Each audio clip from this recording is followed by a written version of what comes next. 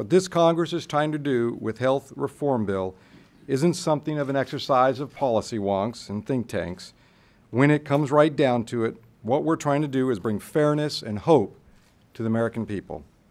During every one of my healthcare town hall meetings, Alaskans have told me their heartbreaking stories about being denied coverage for pre-existing conditions as one example. We know this is the insurance industry business plan. Deny coverage, find any reason, any pretext, basically ration the care of Americans. Many people whose coverage is denied have legitimate and serious health problems.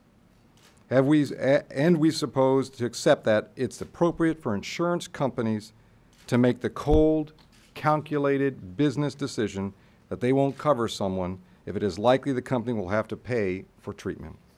That's the status quo, and it's simply unacceptable. Insurance company profits are trumping the good health and peace of mind of Americans. There are many families that I hear from, as every senator does, and I get tons of emails, letters, and phone calls. I want to give you a couple examples of ones that I just saw as outrageous. In Anchorage, a family in Anchorage whose child needs regular occupational and speech therapy, which their regular insurance only covers a few visits a year. Their application for supplemental insurance was denied because of the pre-existing condition. So now they either pay out of pocket or see their child get worse, not better. Or the woman who wrote me from Juneau, Alaska, who worries about her daughter, who has a childhood illness, will never be able to get health insurance once she becomes of age and off her parents' policy, because again, she has a pre-existing condition. Or the family in Fairbanks denied insurance because of the husband's past cancer, which has been in remission for more than 8 years. When the family found a company willing to cover them, the policy was going to be $24,000 a year, half of their income and household income. Maybe we're a society where a company's profits are the only thing that matters. But even by that standard, some of the reasons Alaskans have been denied coverage are just ludicrous.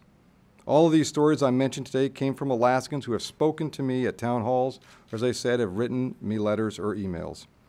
A family in Anchorage denied for high-dollar catastrophic coverage because his wife had undergone cosmetic procedure to remove moles, and one of their kids had a peanut allergy.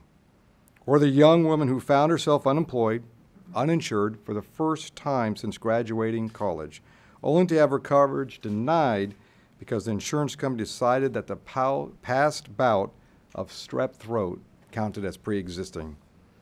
The reasons Democrats in Congress want to change this is that we know Americans can and deserve better. The Constitution does not call for providing insurance companies dividends. It calls for protecting the general welfare of our relatives, friends, and neighbors, all Americans.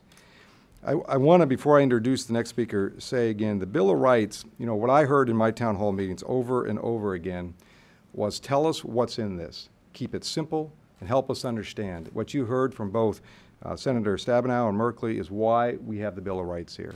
To make it very clear to Americans, to Alaskans that I represent, what they get in a basic and simple form. It is the right thing to do. It is something that we're going to continue to work on over the next few days.